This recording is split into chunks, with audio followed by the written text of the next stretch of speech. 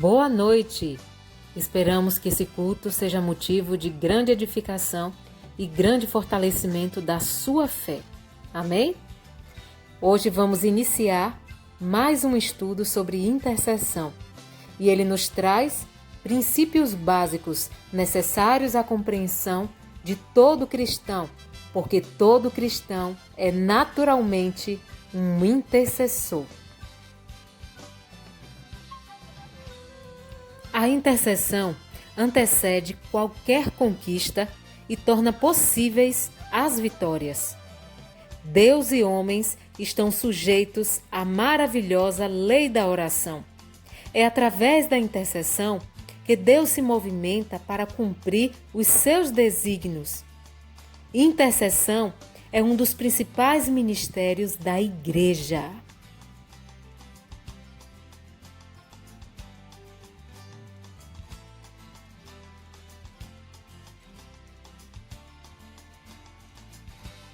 Vamos ao significado.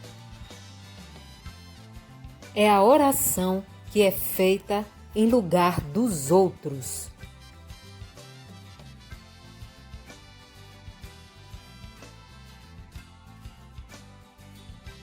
Colocar-se diante de Deus a favor do homem.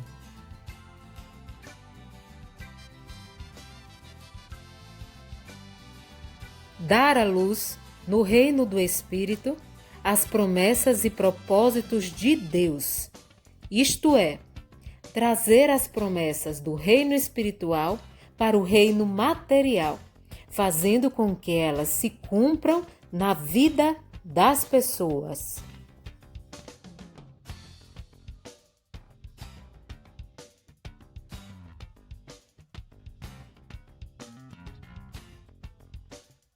Pleitear, ou seja, questionar em juízo diante de Deus a mudança de uma situação adversa.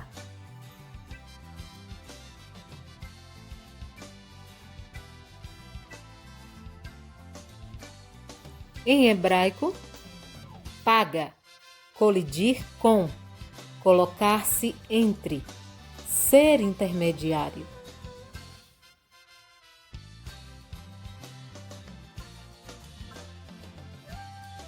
Sintetizando, intercessão é uma oração para que a vontade de Deus seja feita, enfrentando ao mesmo tempo as forças opositoras da maldade.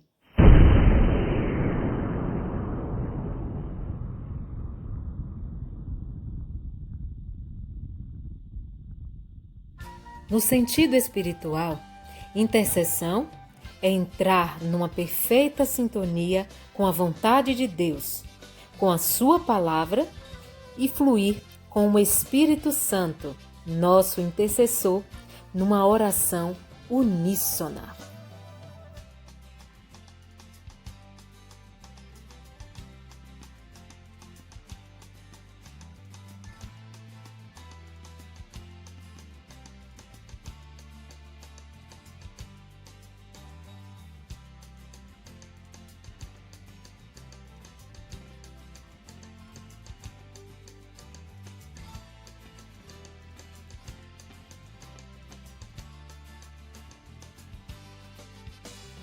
É descobrir o que está no coração de Deus e orar para que isso se manifeste na vida do outro, ou na vida da igreja, ou na nação.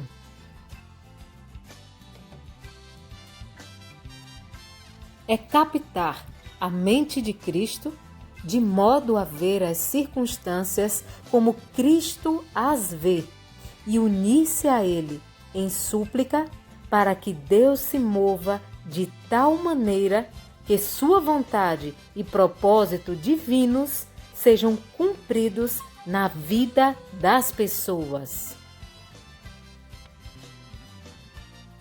É orar o que pesa no coração de Deus a favor dos homens.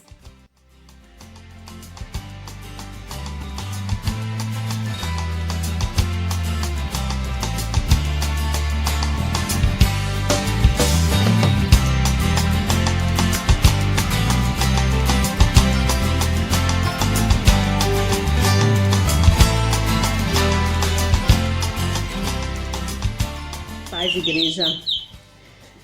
Mais uma vez estamos aqui para falarmos, da missão de Jeremias, do profeta Jeremias, onde o Senhor dá para ele agora a missão de levar a promessa de trazer o seu povo do cativeiro. Vamos orar.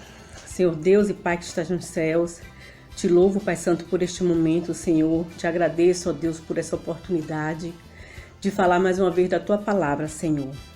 Só te peço, meu Deus, que o seu povo, que a sua igreja esteja com seus corações como terra fértil, Pai, para receber, Senhor, a porção da Tua palavra. E que o Senhor esteja visitando a cada um nesse momento, Deus, levando paz, tranquilidade, levando harmonia, cura e levando, Pai Santo, principalmente, dobrando o amor do Senhor, o amor deles por Ti, Senhor. Fica conosco, ó Deus, nos dá, Senhor, uma noite na Tua santa presença. Glorificamos o Teu santo nome, porque reconhecemos em Ti o senhorio do Senhor, reconhecemos a Tua bondade, reconhecemos, Pai Santo, que Tu és o nosso Salvador, hoje e eternamente. Amém. Irmãos, aqui no verso 2 da palavra de Jeremias, capítulo 30, diz assim: assim fala o Senhor, Deus de Israel, dizendo: escreve no livro todas as palavras que te tenho dito. Vamos confirmar aqui que Deus realmente promete trazer o seu povo do cativeiro, mas que no verso 2 nós vemos mais uma indicação que os livros dos profetas foram escritos sob a direção de Deus, que nada do que eles escreveram, nada do que eles fizeram foi por conta própria, mas eles tiveram sim o aval do Senhor, tiveram a direção de Deus na vida deles, na época a qual se refere. Deuteronômio 31, verso 9, diz assim: esta lei escreveu a Moisés e a deu aos sacerdotes, filhos de Levi, que levavam a arca da aliança do Senhor, e a todos os anciãos de Israel. No verso 4, esta profecia que se refere aos dois reinos de Judá e de Israel, que ainda será cumprida com uma promessa de conclusão. Nos últimos dias entendereis isto. É quando o povo terá consciência do processo vivido por eles. Do verso 5 ao 7, que diz assim: porque assim diz o Senhor, ouvimos uma voz de temor, mas não de paz. Perguntai, pois, e vede se um homem tem dores de parto, porque, pois, vejo a cada homem com as mãos sobre os lombos, como a que está dando à luz. E porque se tem tornado macilento todos os rostos. O Senhor se refere àquele dia com um tempo de angústia em que os homens sofrerão dores agonizantes, mas com a promessa de que Jacó, apesar de também sofrer horrivelmente essas dores, ele estará livre dos temores, livre daqueles tormentos vividos pelos homens.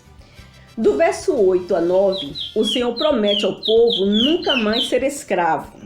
Do 8 a 9, que diz assim: porque será naquele dia, diz o Senhor dos Exércitos, que eu quebrarei o seu jugo de sobre o teu pescoço e quebrarei as tuas ataduras, e nunca mais se servirão deles os estranhos.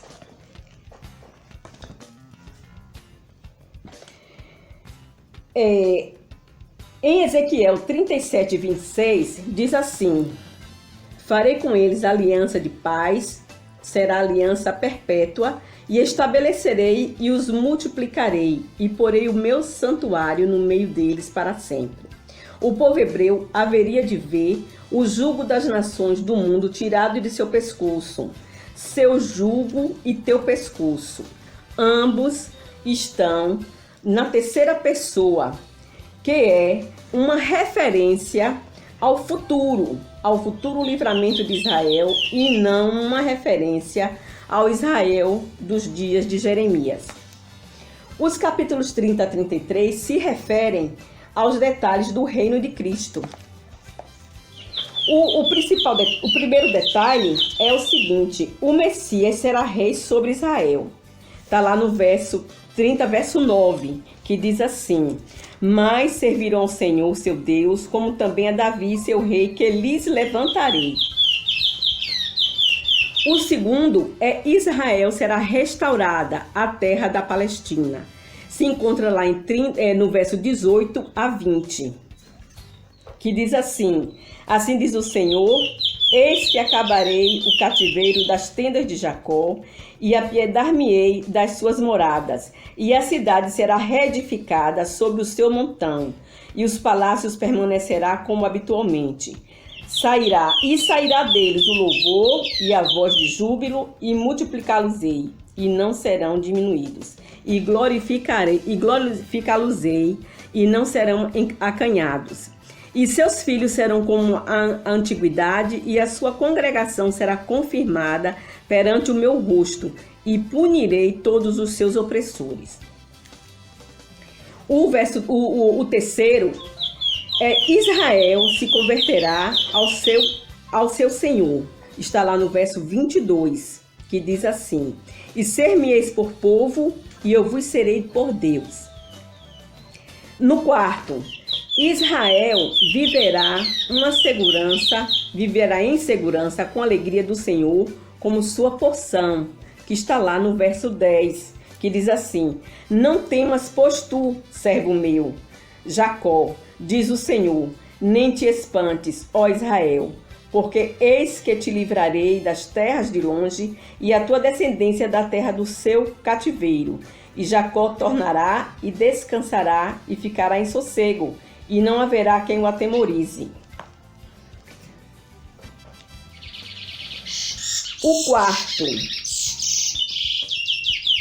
O quinto, o reino milenar de Cristo, está lá em Apocalipse 20, verso 6. Confirmará o cumprimento das promessas feitas a Israel. Essas promessas estarão estabelecidas no eterno amor de Deus e descansam seguramente sobre a sua fidelidade. Jeremias 31, de 1 a 3 diz assim: naquele tempo, diz o Senhor, eu serei o Deus de todas as famílias de Israel, e elas serão meu povo. Assim diz o Senhor, o povo que escapou da espada, achou graça no deserto, sim, Israel. Quando buscava descansar de longe, o Senhor se manifestou a mim, dizendo: com amor eterno eu te amei, portanto, com minha graça te atraí a mim. No verso 11, o Senhor fala da justa medida, punição para restaurar e não para destruir. Que diz assim, no verso 11, diz assim: porque eu sou contigo, diz o Senhor, para te salvar, porquanto darei fim a todas as nações entre as quais te espalhei. A ti, porém, não darei fim, mas castigar-te-ei com medida, e de todo não te terei por inocente. O Senhor está dizendo que o povo vai ser castigado, que o Senhor irá perdoar, mas que ele sofrerá também o castigo, porque o Senhor não deixa escapar a culpa do seu povo por estar adorando outros deuses, por estarem pecando, por estarem fazendo as coisas erradas. Então ele vai também punir o povo. No verso 14, o Senhor se refere aos amantes, aliados de Judá, especialmente o Egito. Em Jeremias 22, 20 diz assim: sobe ao Líbano, ó Jerusalém, e clama, ergue a voz em Bazã, e clama desde Abarim, porque estão esmagados todos os teus amantes. No verso 17, o Senhor se refere à saúde e à pele nova que se forma sobre um ferimento ao sarar. Prova que o ferimento se fechou.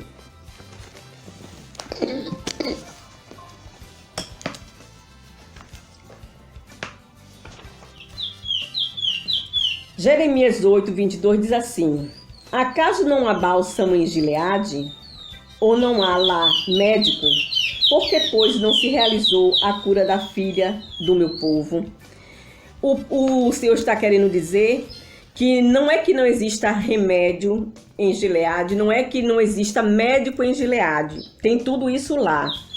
O que ele quer dizer é que aqui o povo do Senhor, o povo de Israel, o povo de Judá, não irá ser curado, porque ainda não chegou o tempo em que eles se arrependessem, se redimissem dos seus pecados.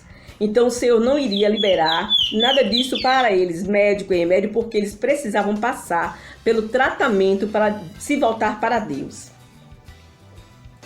No verso 18, se refere coerentemente à transformação de miséria em prosperidade e consolo. Vamos ver aqui no verso 18 o que diz. Assim diz o Senhor: eis que acabarei o cativeiro das tendas de Jacó, e apiedar-me-ei das suas moradas, e a cidade será reedificada sobre o seu montão, e o palácio permanecerá como habitualmente.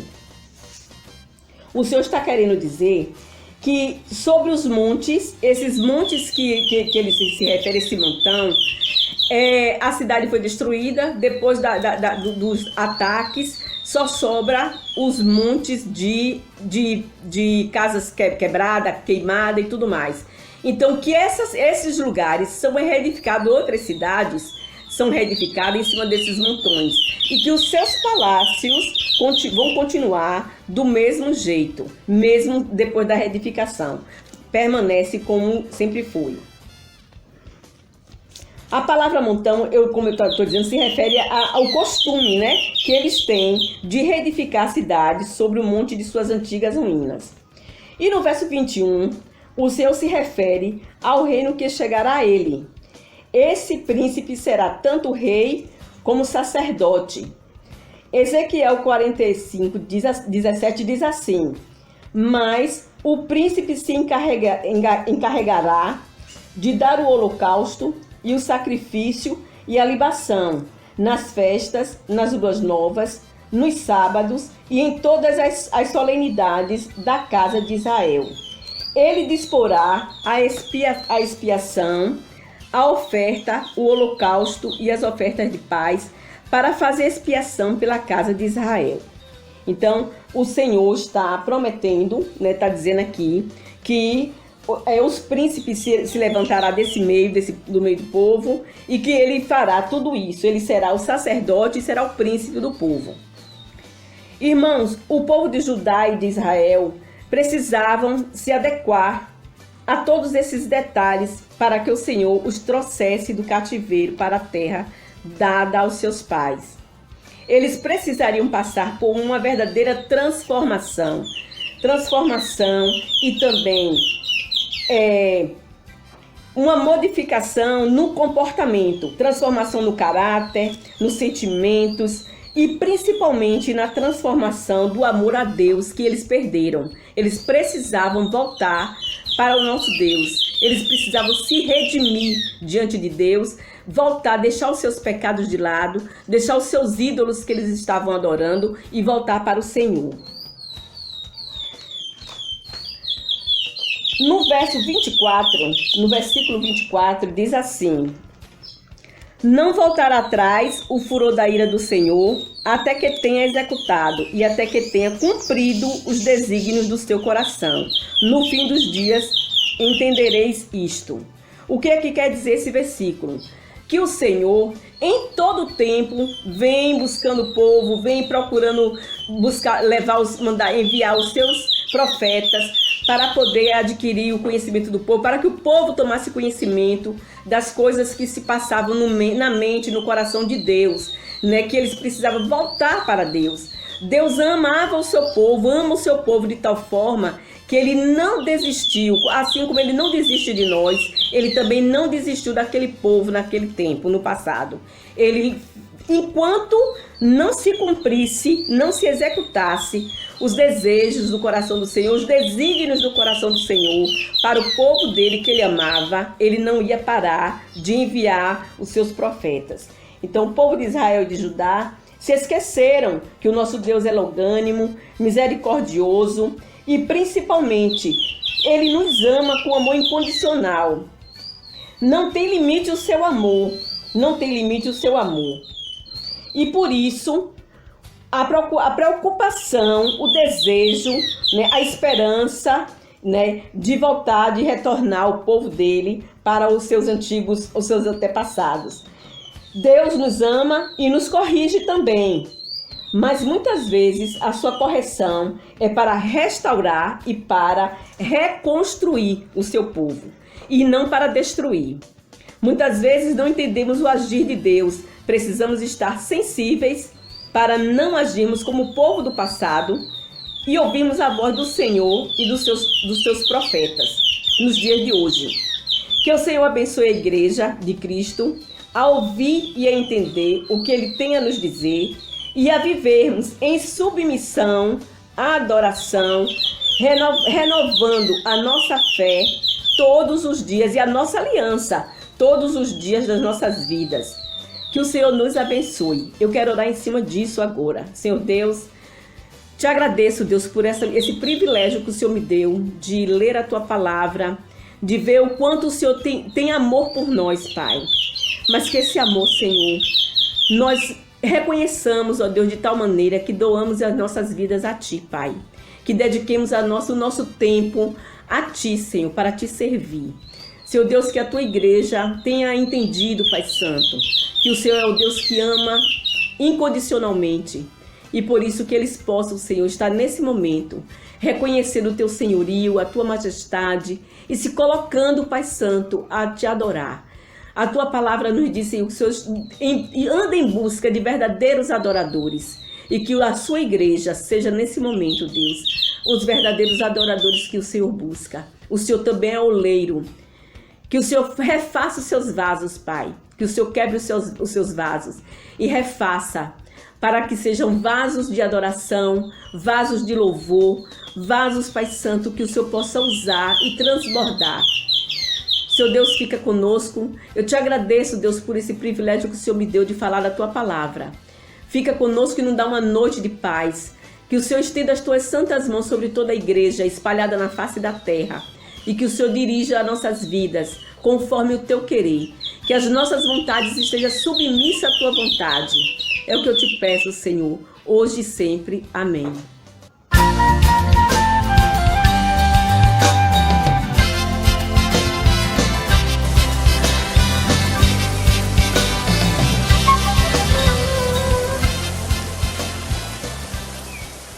Em Jeremias 30, 23, diz: Eis que a tormenta do Senhor saiu com indignação, tormenta varredora, cairá cruelmente sobre a cabeça dos ímpios. Louvamos o Teu nome, Jesus, porque mesmo diante do nosso pecado e da nossa condição de errante diariamente, a Tua misericórdia se sobrepõe a esses erros e se renova todos os dias para nós, todas as manhãs. Muito obrigada, Senhor dos Exércitos, que peleja por nós, que luta contra os nossos adversários, que permite a disciplina, que permite a exortação, porque o Senhor nos ama como um Pai generoso que zela pela caminhada e pelos sonhos dos seus filhos. Obrigada, Deus, por se mostrar imparcial com aqueles que nos demandam a vida, com aqueles, meu Deus, que não estão dentro dos propósitos do Senhor e utilizam suas vidas para destruir esses propósitos. Em nome de Jesus, que o Senhor continue nos protegendo, continue nos guiando, continue, meu Deus, nos ensinando como devemos proceder, para que não precisemos, Pai, cair em situações contrárias por causa da teimosia do nosso coração, mas que sejamos um povo que anda corretamente nos caminhos do Senhor, obedecendo os Teus estatutos, priorizando os Teus juízos, priorizando, Deus, a Tua justiça, para que assim possamos viver progressivamente, em abundância, na presença do nosso Deus, e que assim também possamos usufruir de todos os benefícios, de todas as riquezas que o Senhor tem para nós nessa terra. Que as nossas vidas, que a nossa comunidade e que nos 4 cantos dessa terra o Teu poder venha fluir com graça, com salvação dos perdidos, com restauração da sorte, com restituição de tudo que foi perdido. Que também sejamos um povo que é grato, meu Deus, grato por todas as oportunidades que o Senhor nos dá. Oportunidade de viver o novo, de viver o sobrenatural, de viver milagres que o Senhor conquistou para nós, diante de todas as necessidades que temos conosco. Senhor, que sejamos aqueles que olham para o Senhor, não apenas pelo que o Senhor pode nos dar, mas pelo Deus misericordioso, lindo, adorado, bendito, poderoso e perfeito que Tu és. Em nome de Jesus, muito obrigada por tudo, Deus. Amém.